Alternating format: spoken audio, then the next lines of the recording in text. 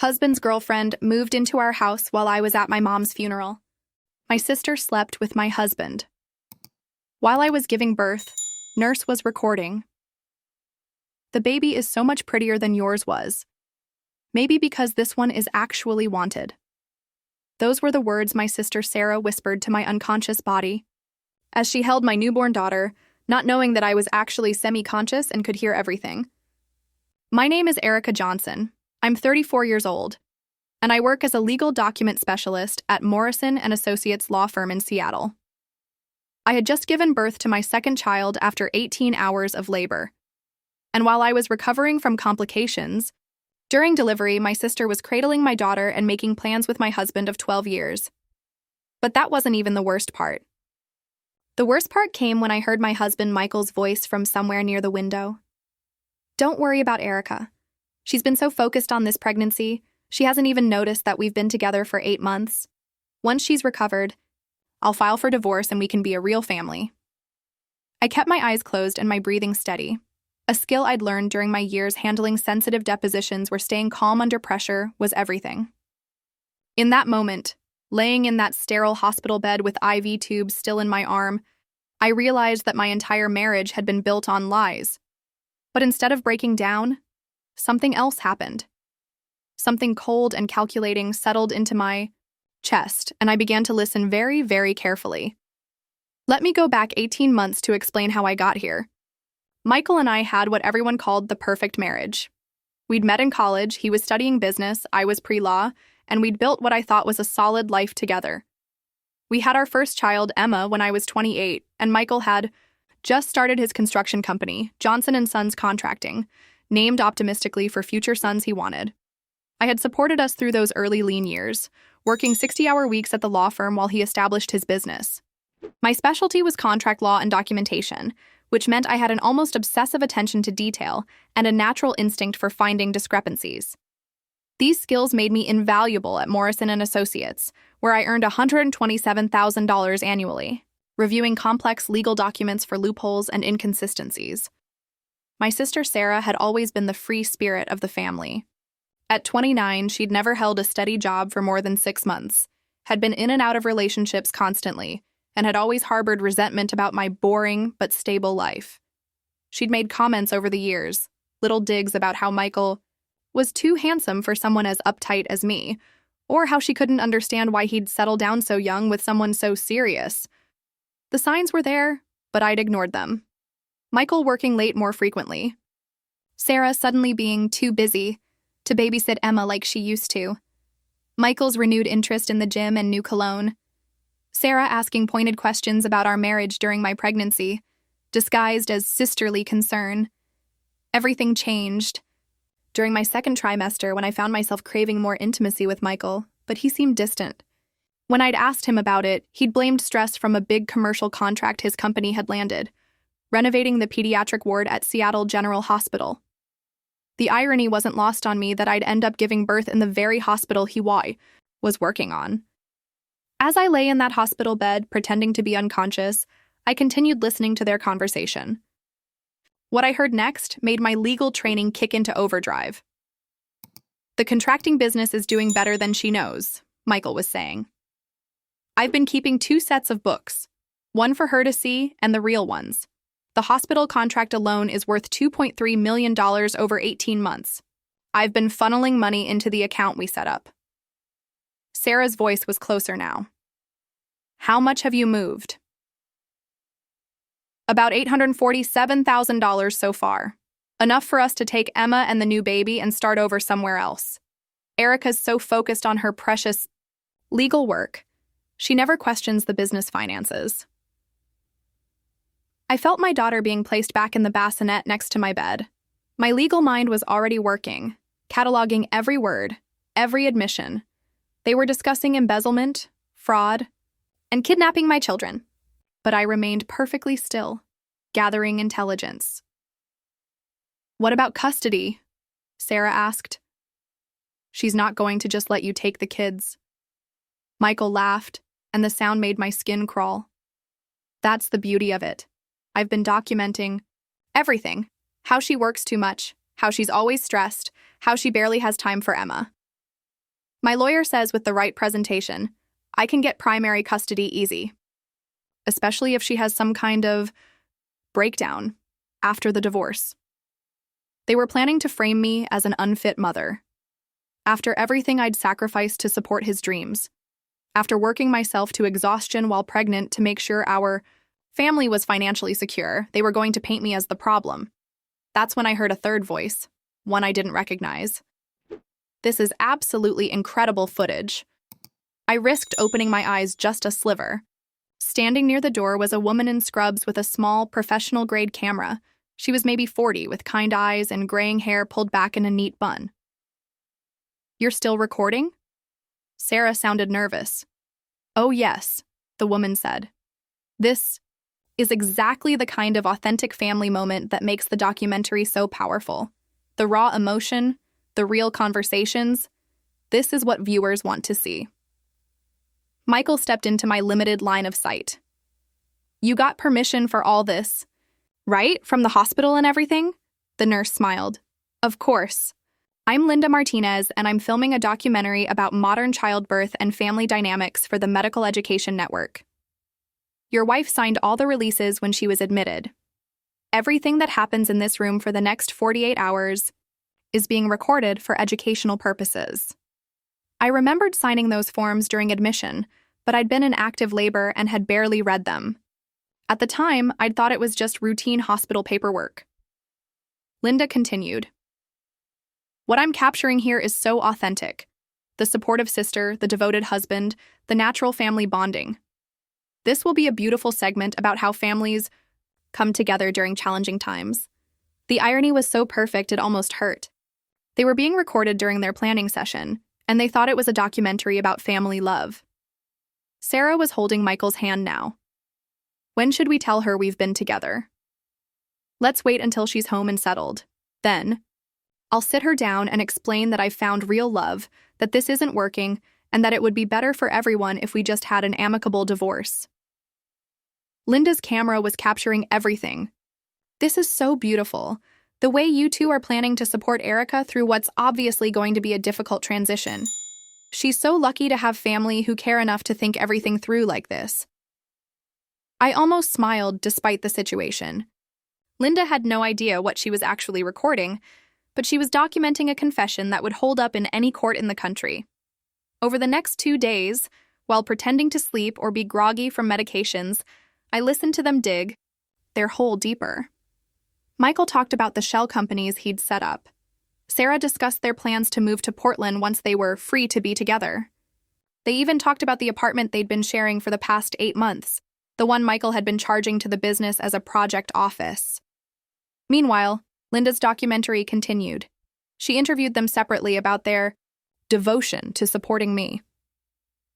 Michael gave a lengthy interview about how challenging it had been to be married to someone so career-focused and how he was committed to making the family work. Sarah talked about how she was ready to help out more because she could see that I was struggling to balance everything. Every word was being recorded. Every lie, every manipulation, every future plan was being captured in high definition. On my second day in the hospital, my colleague Jessica from Morrison & Associates came to visit. Jessica was a family law attorney, and we'd worked together on dozens of cases. When she arrived, Michael and Sarah had gone to get lunch, and Linda was in the hallway interviewing other patients. "Erica, you look terrible," Jessica said, sitting beside my bed. "And I don't mean from giving birth. You look like you've seen a ghost." I glanced around to make sure we were alone, then sat up. "Jessica, I need your legal advice, and I need it off the record." Her expression immediately became serious. "What's going on?" I told her everything. About the conversation I'd overheard, about the documentary that was recording everything, about Michael's financial schemes and their custody plans. Jessica listened with the focused attention of someone who'd spent 15 years handling family law cases. When I finished, she was quiet for a long moment. "Erica, what you've described, if you have recordings of those conversations, Michael is looking at fraud charges, possible embezzlement, and conspiracy. The custody threats combined with financial fraud would obliterate any divorce claims he might make." The nurse, Linda, she has everything on camera. Hours of footage. Jessica leaned forward. I need to research this documentary, make sure it's legitimate, and understand what rights you have to that footage. If this is real, you might have just been handed the perfect evidence package. She pulled out her phone and started typing. I'm going to run a search on Linda Martinez and this medical education network. Meanwhile, you need to start documenting everything yourself. Every conversation, every admission, every detail about the finances. That evening, Jessica returned with information that made everything even more interesting. She whispered to me while Michael and Sarah were distracted with the baby. The Medical Education Network is legitimate. It's a small nonprofit that creates educational content for medical schools. Linda Martinez is a registered nurse with a master's degree in documentary filmmaking. She's legit. But here's the interesting part. Their standard agreement gives patients full rights to any footage that includes them. You can request copies of everything. Even the conversations where I wasn't directly involved.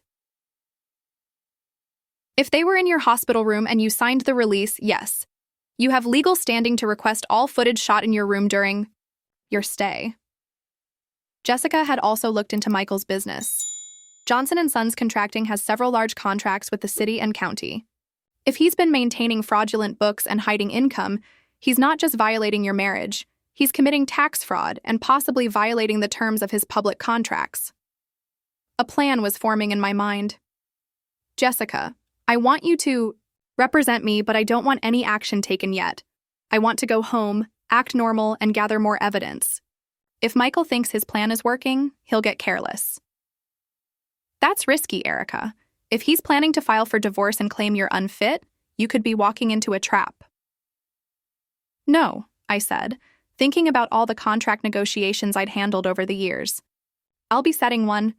Michael's biggest weakness has always been his arrogance. He's never believed I'm as smart as I actually am. That's why he thinks he can get away with this. Jessica smiled. What do you need me to do? Over the next week at home, I played the role of the exhausted new mother perfectly. I was tired, overwhelmed, and grateful for all the help Michael and Sarah were providing. I asked no questions about finances, made no demands on Michael's time, and even thanked Sarah for being so supportive. Meanwhile, I was documenting everything. I installed a small recording app on my phone and kept it running during conversations. I took photos of Michael's paperwork when he thought I wasn't paying attention. I started reviewing our bank statements and business documents with the trained eye of someone who'd spent years finding discrepancies in legal contracts. What I found was worse than I'd thought. Michael hadn't just been hiding money from our marriage. He'd been systematically defrauding his business partners, inflating invoices to clients, and skimming from employee payroll. The business I'd helped him build from nothing had become a criminal enterprise. Sarah, meanwhile, had moved well beyond emotional support. She was staying over to help with the baby almost every night. I'd catch them whispering together, planning what they thought was their future. Sarah had even started talking about how she was ready to be a mother and how Emma had always preferred her anyway. The breaking point came exactly 2 weeks after I'd given birth. Michael sat me down for what he called an important conversation about our future. Erica, I think we need to be honest about what's not working in our marriage, he began, using the same tone I'd heard him practice with Sarah. We've grown apart, and I think it would be healthier for everyone, especially the kids, if we considered a separation. I looked at him with what I hoped appeared to be shocked concern. Michael, where is this coming from? I thought we were happy. That's part of the problem. You work so much that you don't see what I see. Emma barely knows you compared to how she bonds with Sarah. And with 2 kids now, the stress is just going to get worse. Sarah, who had been coincidentally visiting, came into the room. Erica, I've been wanting to say something too. I love you, but I can see how exhausted you are, how the work stress affects your mood. Maybe Michael's right that some time apart could help you both figure things out. It was masterfully manipulative. They were positioning themselves as the caring family members who just wanted what was best for everyone, while painting me as the problem that needed to be managed. What kind of separation are you thinking? I asked. Michael leaned forward with practiced sympathy. I think it would be less disruptive for the kids if I stayed in the house and maybe you could find a small apartment nearby. That way you could focus on your recovery and your work, and the kids would have stability. I could help with the kids, Sarah added. You know how much I love them, and I have more flexibility in my schedule. They wanted me out of my own house, away from my children, so they could play family with the life I'd built. The audacity was breathtaking. I need time to think about this, I said. This is all very sudden. Michael's expression flickered, just for a moment, with something that looked like impatience or maybe satisfaction. Of course, take all the time you need. We just want what's best for everyone. That night, I called Jessica from my car outside a 24-hour diner. They made their move, I told her. Michael wants me out of the house, and Sarah's positioning herself as the replacement mother. Did you record the conversation? Every word. Jessica, I'm ready to act. I can't let them get any further with this. I've been busy too, Jessica said. I contacted Linda Martinez about the documentary footage. She's actually horrified about what she accidentally recorded. She had no idea she was documenting admissions of fraud and conspiracy. She's agreed to provide us with all the footage, and she's willing to testify about the context in which it was recorded. This was even better than I'd hoped. What about Michael's business records? I've been working with a forensic accountant. Based on the documents you've been gathering, we have evidence of tax fraud, contract violations, and embezzlement. I've also been in contact with the district attorney's office. They're very interested in the public contract violations. Jessica, I want to do this right. I want Michael and Sarah to face consequences for everything they've planned, but I want to be protected too. Here's what I propose. We file for divorce immediately, seeking emergency custody and financial protections. Simultaneously, we provide evidence to the DA's office and request an investigation into the business fraud. We also file a civil suit against both Michael and Sarah for conspiracy and fraud. It was exactly what I wanted to hear. When can we start? How about tomorrow morning? I can have the papers filed by noon. But I had one more card to play first. The next morning, I suggested to Michael that maybe he was right about the separation. I've been thinking about what you said, I told him over breakfast, while Sarah was giving Emma breakfast and bouncing my newborn daughter on her knee like she was already the mother. Maybe some space would be good for us to figure things out. Michael's relief was visible. I'm glad you're being so reasonable about this. I know it's not easy. I was thinking, before I look for an apartment, maybe we should talk to a lawyer together, just to make sure we do this right, for the kids' sake? Sarah looked up sharply. Do you really need lawyers for a simple separation? It's just to protect everyone, I said. Make sure the custody arrangement is clear. Handle the financial stuff properly. Michael's business has gotten so successful, we want to make sure everything is documented correctly. I saw Michael and Sarah exchange a look. They were probably thinking about all that hidden money, worried about how much I might find during a legal separation. What lawyer were you thinking? Michael asked carefully. Actually, I know someone perfect. Jessica Morrison from my firm does family law. She's very discreet, and she specializes in keeping separations amicable. Michael nodded slowly. Okay, if you think that's best. Great. I'll set up a meeting for this afternoon. Both of you should come. Sarah, since you're going to be helping with the kids, you should understand the arrangements too. At 2 p.m. that afternoon, Michael, Sarah, and I walked into the conference room at Morrison & Associates. Jessica was waiting with a stack of documents and a laptop queued up with video files.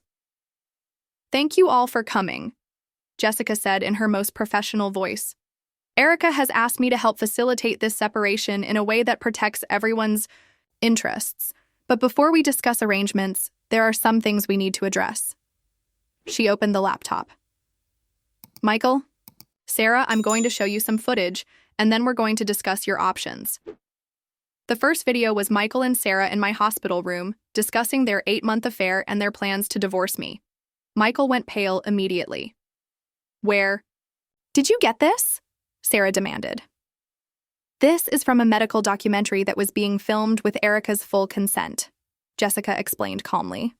Everything that happened in that hospital room was legally recorded.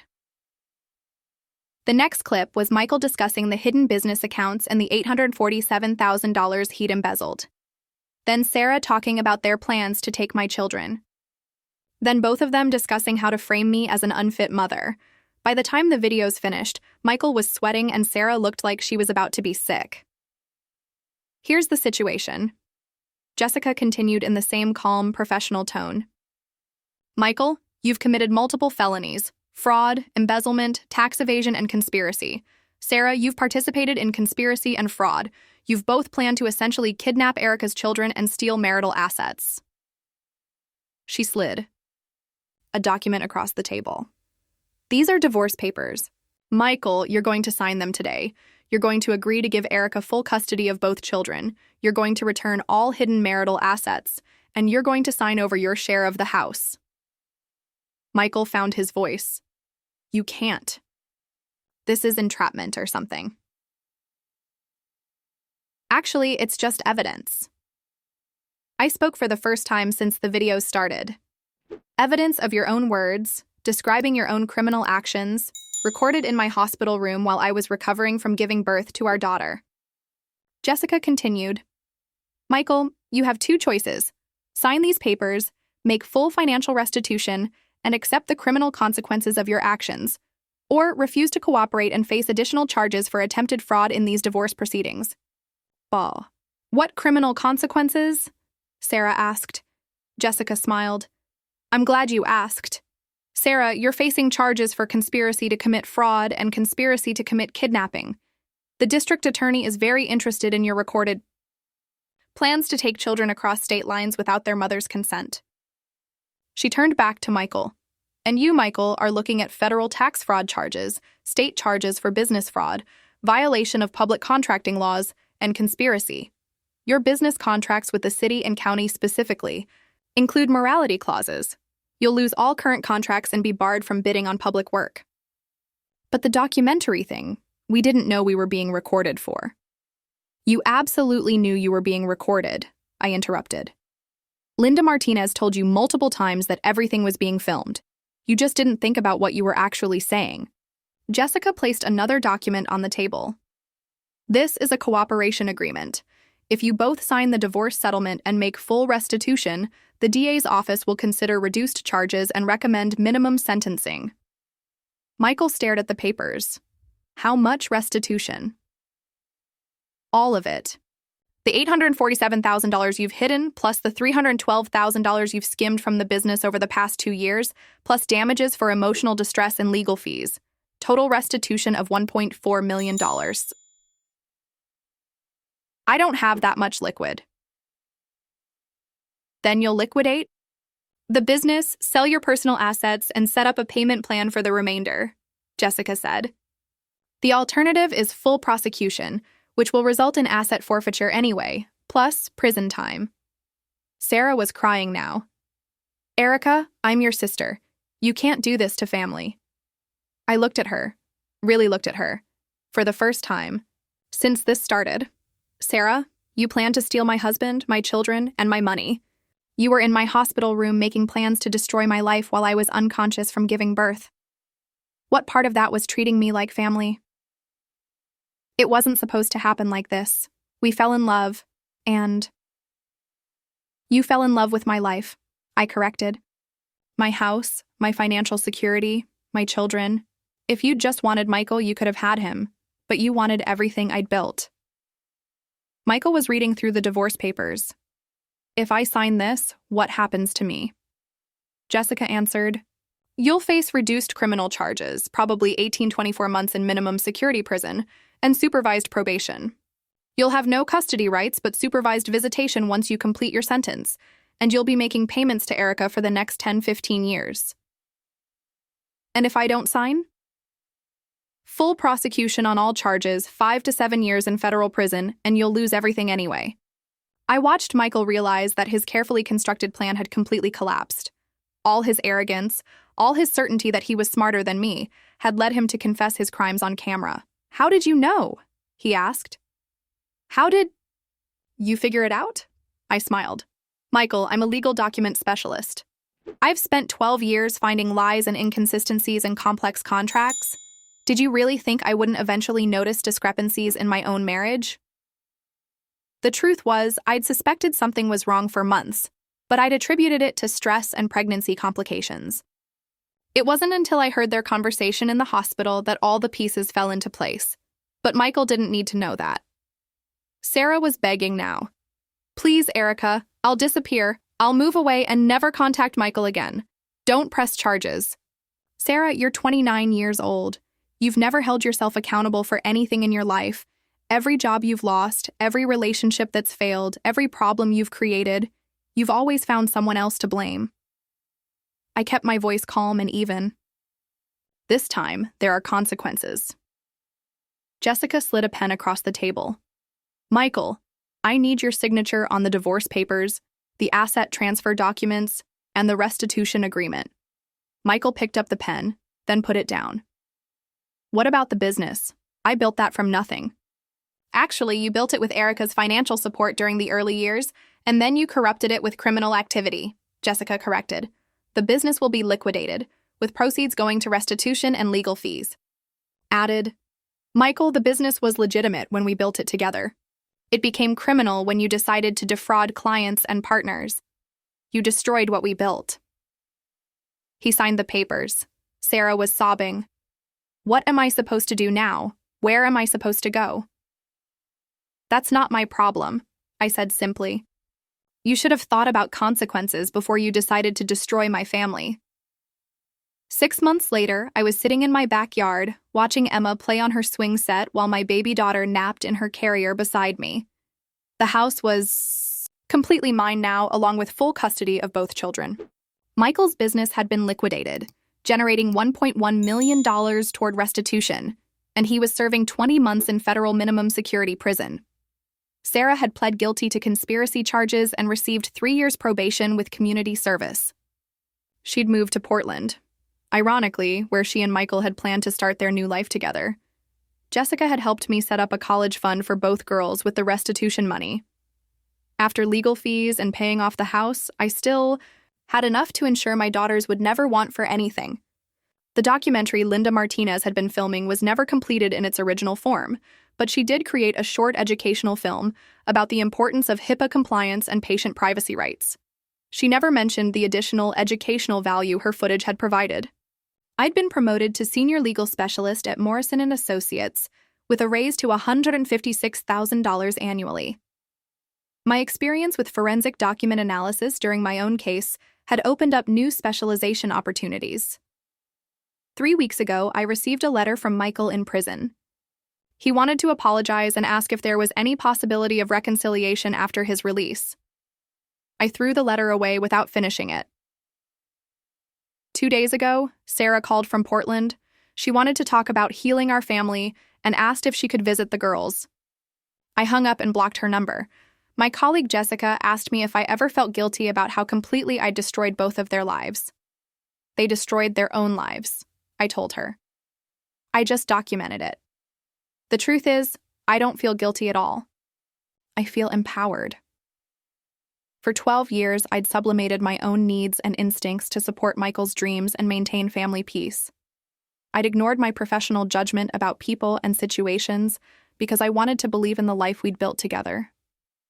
But when they threatened my children, when they planned to steal everything I'd worked for and paint me as an unfit mother, they crossed a line that revealed exactly who they really were, and who I really was too. I'm raising 2 beautiful daughters who will never settle for less than they deserve. I have a career that challenges and fulfills me. I own my home, control my finances, and make my own decisions. Most importantly, I learned that staying calm and thinking strategically is infinitely more powerful than acting on emotion. Michael and Sarah defeated themselves. I just created the conditions for their own words and actions to be their downfall. Sometimes people ask me if I'm bitter about the betrayal, if I hate Michael and Sarah for what they did. The honest answer is that I don't think about them enough to hate them. They were people who revealed themselves to be fundamentally selfish, dishonest, and destructive. Once I understood that, they became problems to be solved rather than people to be angry with. My energy goes toward building the life I want with my daughters, advancing in my career, and creating positive relationships with people who share my values of honesty, integrity, and mutual respect. I've started dating again, a fellow attorney named David who specializes in business ethics. He thinks my story is remarkable, not because of the revenge, but because of how methodically I protected my children's future while maintaining my own moral high ground. Emma, now 6, sometimes asks when Daddy is coming home. I tell her that Daddy made some mistakes and has to stay away for a while, but that Mommy loves her very much and will always protect her. She seems satisfied with that answer. My baby daughter, I named her Hope, will grow up knowing that her mother is strong, capable, and will never let anyone hurt our family. The best revenge, I learned, isn't getting even. It's building a better life than the one they tried to destroy, raising children who understand their worth, and succeeding so completely that the people who betrayed you become irrelevant to your happiness. Michael and Sarah thought they were taking my life from me. Instead, they freed me to create the life I actually wanted, one based on authentic relationships, financial security I control, and the kind of strength that comes from overcoming challenges with dignity and intelligence. That's the real victory, and it's the one that lasts. Epilogue, 1 year later. Last month, Emma asked me why Aunt Sarah didn't visit us anymore. I sat her down and explained, in age-appropriate terms, that sometimes people we love make choices that hurt us. And when that happens, we have to protect ourselves, even if it means saying goodbye to those people. But you didn't make bad choices. Right, Mommy? I made the choice to protect you and your sister, and to make sure our family stays safe and happy. That's what mommies do. She nodded seriously. Good. I like our family just us. Me too, sweetheart. Me too. The house is full of laughter. The children are thriving, and I sleep peacefully every night knowing that I handled the worst betrayal of my life with grace, intelligence, and unwavering focus on what truly mattered, protecting my daughters, and building the future we deserved. Sometimes the system works exactly the way it's supposed to, especially when you know how to work the system, and I definitely know how to work the system. And I definitely know how to work the system.